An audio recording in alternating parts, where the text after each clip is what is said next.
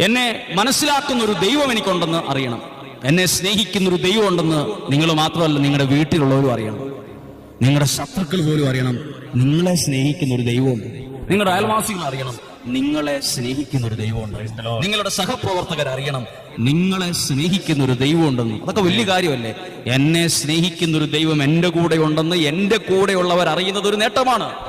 നിങ്ങളെ സ്നേഹിക്കുന്ന ഒരു ദൈവം ഉണ്ടെന്ന് നിങ്ങളും നിങ്ങളുടെ സുഹൃത്തുക്കളും മാത്രമല്ല, നിങ്ങളെ സ്നേഹിക്കുന്ന ഒരു ദൈവം ഉണ്ടെന്ന് നിങ്ങൾക്കെതിരെ നിൽക്കുന്ന ഓരോ പ്രതിസന്ധികളെ അറിയും. നിങ്ങളെ സ്നേഹിക്കുന്ന ദൈവമാണ്. നിങ്ങളുടെ ശരീരത്തിൽ രോഗമുണ്ടെങ്കിൽ ശരീരത്തിലുള്ള രോഗം അറിയും, രോഗാണുക്കൾ അറിയും നിങ്ങളെ സ്നേഹിക്കുന്ന ഒരു ദൈവം ഉണ്ടെന്ന്.